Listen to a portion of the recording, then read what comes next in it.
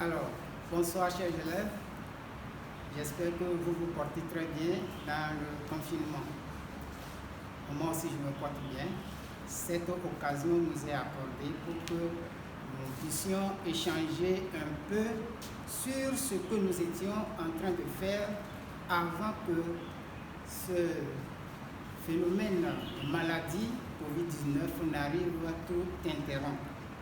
Alors, aujourd'hui, nous allons passer un peu en revue ce que nous étions en train de faire en histoire et nous allons nous baser surtout sur le premier chapitre qui nous parle des transformations du monde au XIXe siècle et les fondements de l'impérialisme.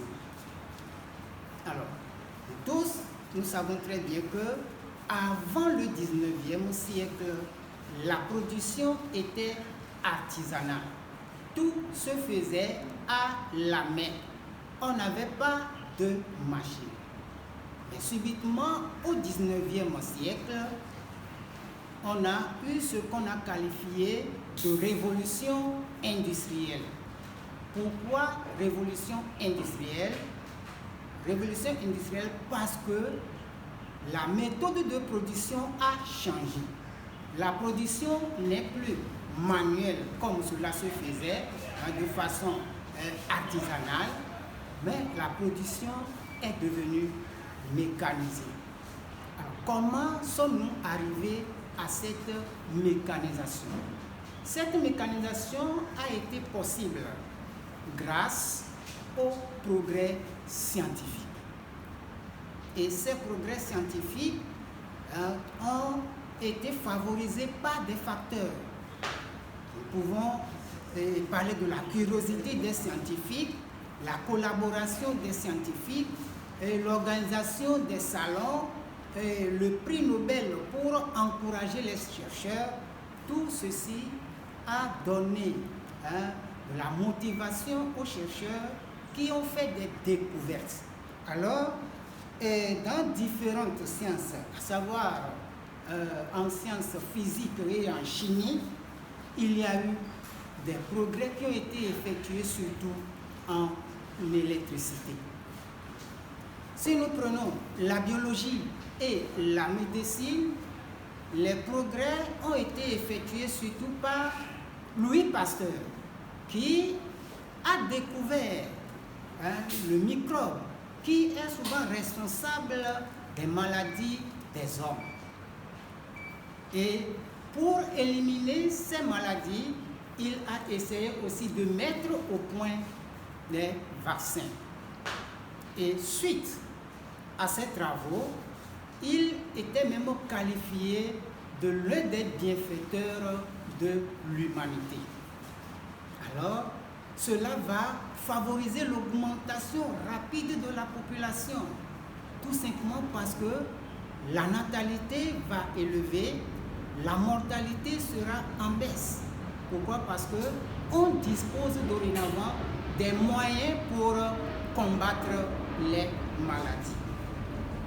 Alors, en plus de ces découvertes en sciences physiques, en biologie et en médecine, il y a aussi des découvertes qui sont effectuées en sociologie. En sociologie, Charles Darwin a essayé d'expliquer l'origine de l'homme. Nous avons,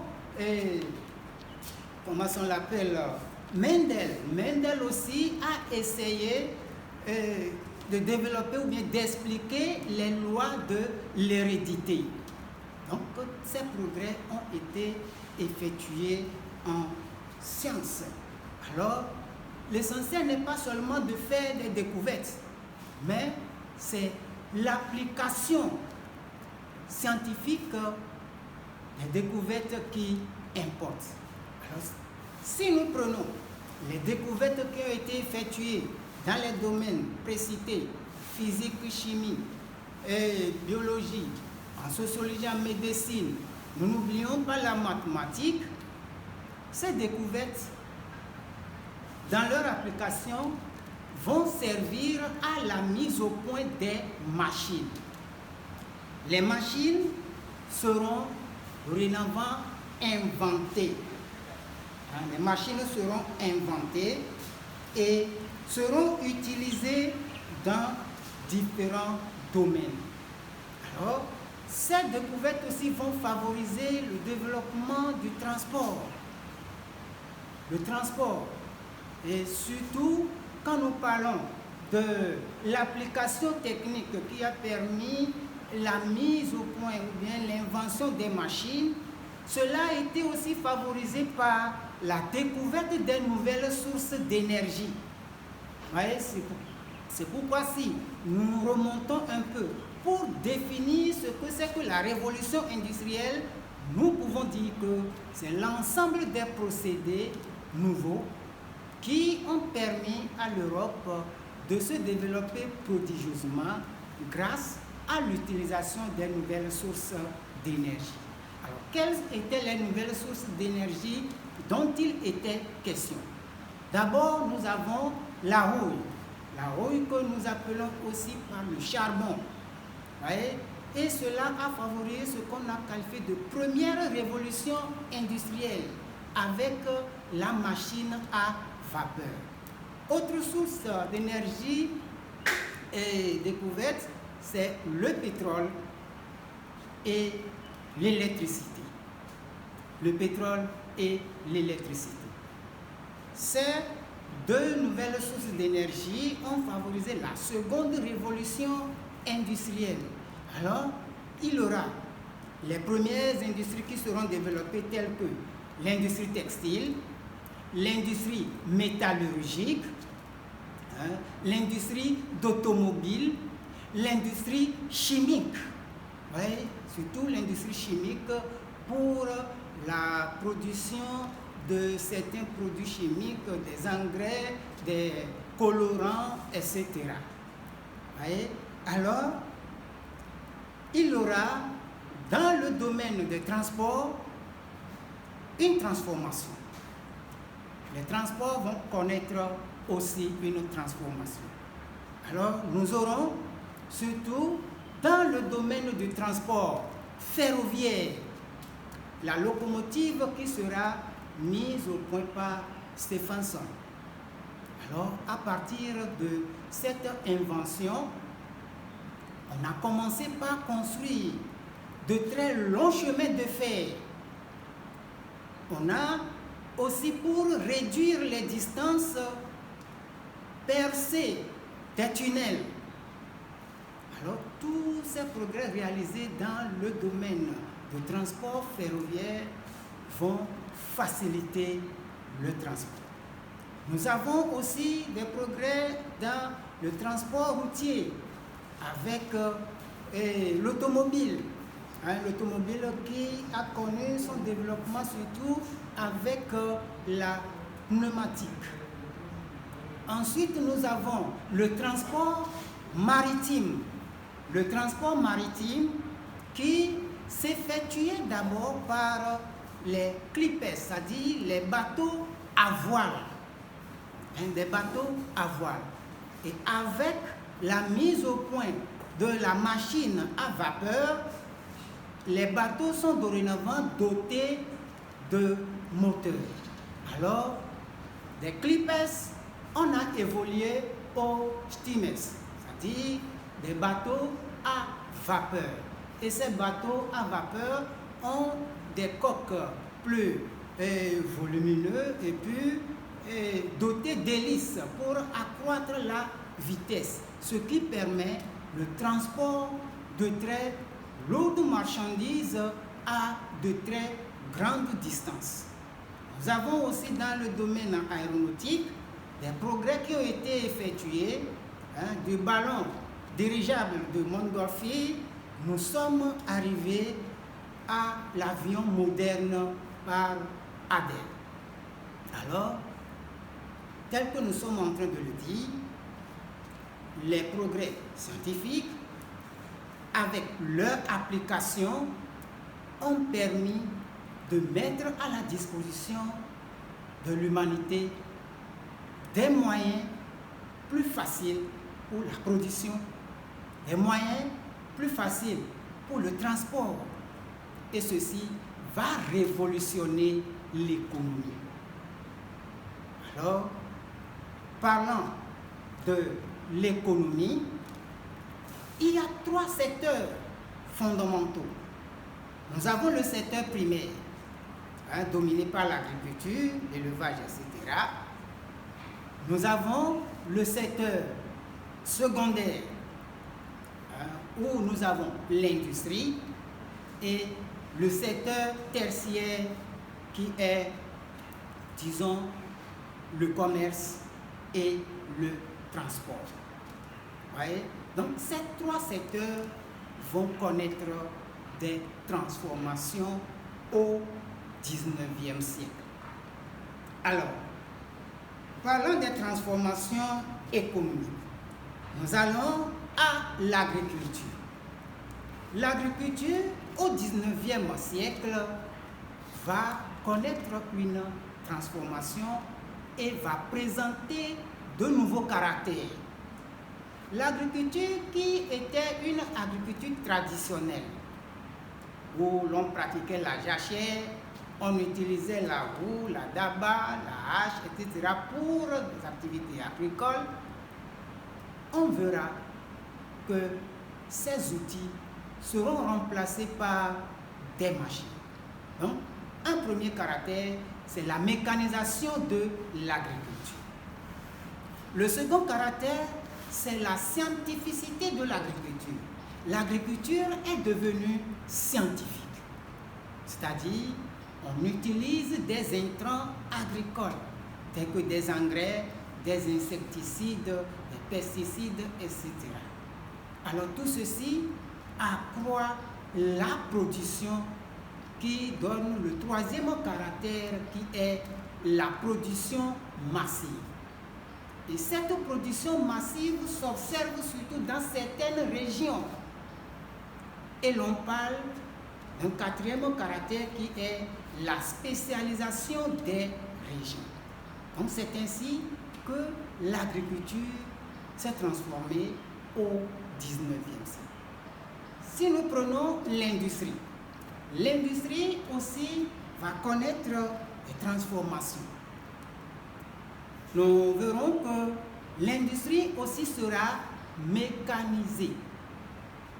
L'industrie sera mécanisée et on aura de nouvelles méthodes de production telles que la standardisation qui est la production en grande quantité des produits identiques et aussi la taylorisation qui est une seconde méthode de travail qui est l'organisation scientifique du travail dans l'entreprise.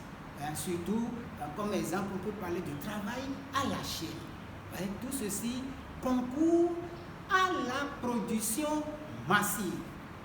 Donc, l'industrie aussi connaît la production massive. Et comme pour créer une entreprise industrielle, on a besoin de beaucoup d'argent, une seule personne ne pouvant pas rassembler le capital, on a la concentration des entreprises pour réduire un peu les dépenses. Donc, il y a un autre caractère qui est la concentration des entreprises. Et parlant de la concentration des entreprises, nous pouvons parler de la concentration géographique, qui consiste à rapprocher l'entreprise des gisements, ou bien à rapprocher l'entreprise de la mer pour faciliter le transport, ou bien installer l'entreprise dans une agglomération ayant une population élevée pour bénéficier d'abord de la main-d'œuvre et aussi du marché. D'accord. Donc, c'est ainsi que, disons, l'industrie aussi s'est transformée. Ça, c'est parlant de la concentration géographique. Nous avons aussi la concentration financière, dans laquelle nous avons les trusts que nous qualifions aussi de concentration verticale, et les cartels. Les cartels, quand nous prenons les trusts, c'est le regroupement de plusieurs entreprises formant, disons, une entreprise très géante. Les cartels, c'est une entente commerciale entre des entreprises produisant ou commercialisant les mêmes produits pour éliminer la concurrence. Alors, c'est ainsi que et l'agriculture et l'industrie vont connaître le développement au XIXe siècle. Le troisième secteur de l'économie, qui est le commerce, aussi va connaître un développement avec le libéralisme économique, qui consiste au laisser-passer, bien au laisser-faire. Donc, on laisse la liberté aux gens d'entreprendre dans n'importe quel domaine. Le commerce, les échanges. Vous voyez? Donc, le commerce va se développer. Et si le commerce se développe, automatiquement, le capitalisme aussi va se développer. Le capitalisme, c'est quoi? C'est un système économique, politique et social basé sur la propriété privée des moyens de production ayant pour but le profit. D'accord. Alors, ce capitalisme sera appliqué aussi bien en industrie, aussi bien en agriculture, aussi bien dans le commerce. Des gens investissent toujours dans le but de gagner. Alors, si nous prenons l'exemple du domaine de l'agriculture, il s'est posé un problème à ce niveau. Au XIXe siècle, comme on vient de le dire, l'agriculture est devenue mécanisée, scientifique. Donc cela exige beaucoup de capitaux. Alors ceux qui ne disposent pas de capitaux nécessaires, surtout si nous prenons l'exemple en Angleterre où on a voté la loi de l'enclosure, qui exigeait à tout exploitant d'un domaine de clôturer son domaine. Alors ceux qui ne disposent plus de moyens financiers pour s'engager dans cette agriculture moderne sont obligés d'abandonner l'agriculture et de se diriger vers les villes où nous avons des industries. Donc il y a la migration. Donc cette migration ne serait pas seulement une migration nationale où des gens iront des campagnes vers les villes à la recherche du travail dans l'industrie, mais il y aura aussi la migration internationale vers d'autres parties du monde. Alors, on va assister à une augmentation rapide de la population dans les villes. Et une grande partie de cette population va manquer d'emploi. Il va se poser le problème d'emploi parce qu'ils sont beaucoup trop nombreux. Étant beaucoup trop nombreux, alors ils vont constituer la classe des pauvres. Donc ceci nous conduit automatiquement à une transformation de la société où nous avons deux classes qui ont vu le jour au XIXe siècle. Nous avons la première classe qui est la classe des bourgeois, que nous appelons souvent la bourgeoisie. Donc c'est la classe de ceux-là qui disposent des moyens nécessaires pour la création des entreprises. Et à côté, nous avons des prolétaires. Alors si nous allons brosser un peu les conditions de travail et de vie, surtout des bourgeois, les bourgeois vivent dans des quartiers luxueux, dans des maisons attrayantes, luxueuses, et travaillaient dans des endroits très sains, et ils étaient le plus souvent les directeurs des entreprises. Et si nous prenons les prolétaires n'avaient que leur force pour leur richesse.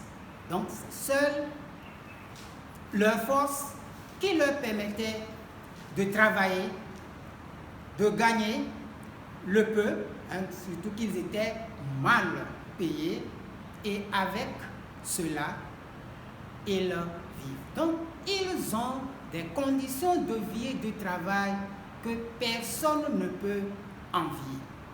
Ils travaillent d'abord dans des endroits malsains, ils sont mal payés. En cas d'accident ou de maladie, ils n'ont aucune indemnisation. Parfois, en cas d'accident où on trouve qu'il est invalide, il est purement et simplement licencié sans aucune indemnité. Donc c'est dans de telles conditions que les ouvriers ont travaillé au 19e siècle.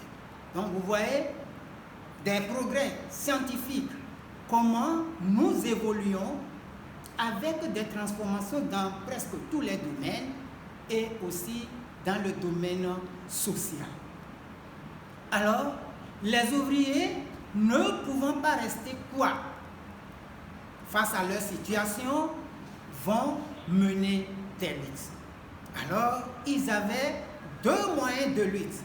Le premier moyen, c'était le socialisme. Le socialisme est une doctrine politique, économique et sociale aussi, qui vise la suppression dans la société de l'injustice pour accorder la chance égale à tous. Donc, pour le socialisme, il ne doit pas avoir de différence entre bourgeois et ouvriers. Autrement dit, pas de classe sociale. Alors, si nous prenons le socialisme, nous avons plusieurs types de socialisme. Nous avons un socialisme utopique qu'on qualifie de socialisme irréalisable. Nous avons le socialisme réformiste qui procède par des négociations pour ravir au patron des bénéfices. Et nous avons aussi le socialisme anarchique qui ne veut pas entendre parler d'une autorité, que ce soit autorité politique, autorité religieuse. Le socialisme anarchique ne veut pas entendre parler d'une autorité. Et enfin, nous avons le socialisme scientifique ou le marxisme, une société prônée par Karl Marx, qui trouve que l'histoire de toutes les sociétés depuis l'Antiquité jusqu'à ce jour n'est que l'histoire de lutte des classes. Et il l'a démontré en passant par les différentes périodes de l'histoire, comment deux classes toujours sont en conflit. Et c'est ce que nous vivons jusqu'à ce jour. Alors, le second moyen de lutte, c'est le syndicalisme. Le syndicalisme, c'est le regroupement des ouvriers sur le plan professionnel en vue de réclamer certaines conditions de travail et de vie qui peuvent leur favoriser dans l'exercice de leur profession. Alors, les syndicalistes ont mené des luttes. Ils ont mené des luttes par des grèves, des sit-ins, des boycotts, des désobéissances, et finalement, ils ont obtenu des résultats. Et quels sont les résultats que nous pouvons citer? nous avons déjà dit que leurs conditions de travail, ils travaillent au moins plus de 12 heures de temps par jour. Donc ça va parfois jusqu'à 15 heures. Mais avec les luttes syndicales, ils sont arrivés à obtenir 8 heures de travail par jour. Nous avons l'indemnisation en cas de maladie ou d'accident. On a aussi comme résultat les congés payés. Les congés payés. On a aussi comme résultat la réglementation du travail des femmes et des enfants. Voyez? Donc plusieurs sont les résultats obtenus par les ouvriers au XIXe siècle pour améliorer leurs conditions de vie et de travail. Une question peut se poser. Devant cette injustice créée par le machinisme ou bien le capitalisme, quelle est la position de l'Église? On s'interroge là-dessus.